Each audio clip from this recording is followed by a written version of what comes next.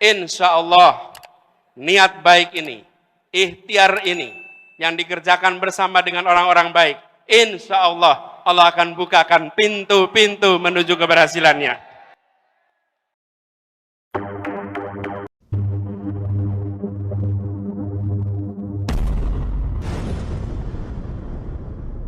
Ya, Assalamualaikum warahmatullahi wabarakatuh. Jumpa dengan saya dalam persepsi kita. Sebagaimana yang kita ketahui bersama, Pak Anies Baswedan dalam prosesnya menapaki dunia politik adalah pertama kali dia menjadi calon gubernur DKI Jakarta.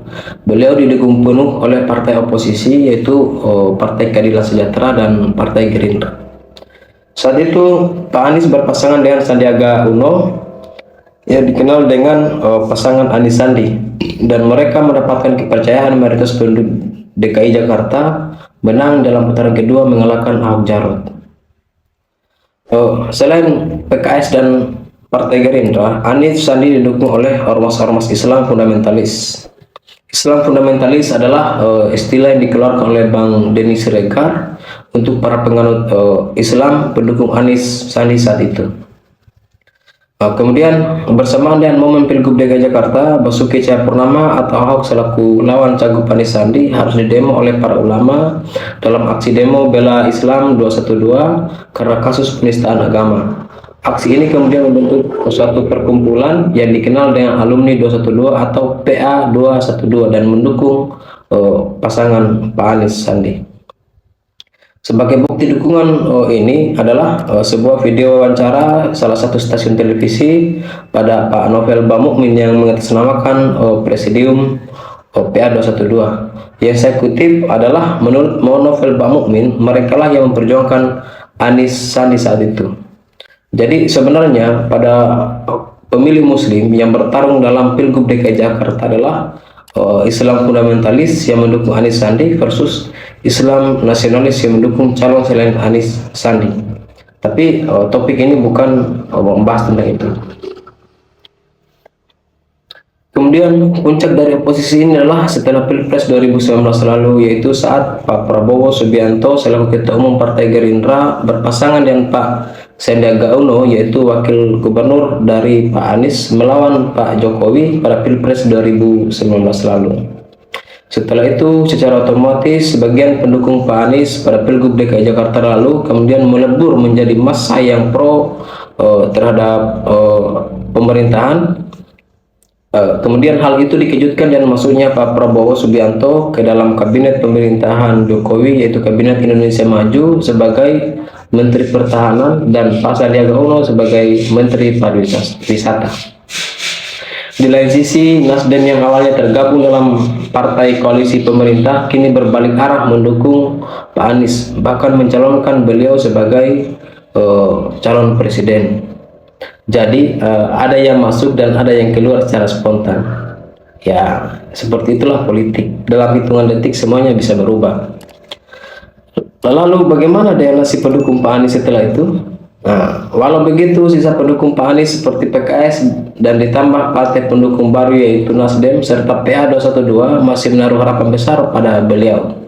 Pak Anies bahkan disebut sebagai tokoh perubahan oleh salah satu pengamat politik yaitu Bang Rocky Gerung, kemudian diikuti oleh para pendukung setia Pak Anies Baswedan yang masih konsisten beroposisi hingga sekarang. Akhirnya sampai pada memasuki momen Pilpres 2024 dengan mengendarai Partai Nasdem, Pak Anies mencalonkan diri sebagai capres dan berkoalisi bersama Partai Demokrat dan PKS. Kemudian membentuk sebuah koalisi yaitu Koalisi Perubahan. Bagai cinta segitiga yang rukun, tiga partai ini acap kali memamerkan kemesraan di platform media sosial. Kemudian menuai beragam komentar baik yang apresiatif maupun yang nyinyir. Tentu yang mengapresiasi adalah para oposisi dan yang nyinyir adalah yang kontra terhadap koalisi tersebut. Yang pastinya jauh sebelumnya kedua kelompok ini dikenal dengan sebutan cebong dan kampret. Tapi topik ini bukan membahas tentang hal itu. Lanjut, pada tanggal 25 Agustus lalu, setidaknya itu waktu yang dicantumkan oleh salah satu petinggi Partai Demokrat, yaitu Pak Andi Arief dalam postingannya di akun Twitternya. Pada saat itu, Anies mengirim sepucuk surat kepada Mas AHY untuk meminta kesiapan Mas AHY menjadi cawapresnya. Pucuk dicinta ulang pun tiba. Hal ini sangat menggembirakan bagi Partai Demokrat, khususnya Mas AHY selaku ketua umumnya. Keinginan Partai Demokrat untuk mengusung AHY sebagai cawapres Pak Anies akhirnya terjawab. Sepertinya surat pinangan tersebut sangat rahasia dan berharga, tentu memberikan angin segar bagi Demokrat. Mungkin itulah sebabnya sehingga surat tersebut tidak pernah diumbar di media sosial. Karena sebagaimana memang umumnya, hal yang berharga dan rahasia tentu akan kita umbar kecuali pada orang-orang yang sangat kita percayai. Namun apa yang terjadi setelahnya? Sudah banyak berita-berita hangat yang viral dari beragam media online, baik dalam negeri maupun luar negeri, semuanya dengan berita tentang diksi pengkhianatan. Ya, pengkhianatan sang tokoh perubahan terhadap Partai Demokrat. Ini sesuatu yang sangat mustahil terjadi. Betapa tidak, di mata para pendukungnya, Pak Anies adalah yang best of the best, dan beragam rangkaian istilah menunjukkan kesempurnaan seseorang yang ada pada pribadi Pak Anies. Baik, jujur, hebat, cakep, berwibawa, dan lain sebagainya. Namun, di balik itu terjadi pengkhianatan besar, karakter nol besar, tidak beretika, ingkar janji, dan lain sebagainya.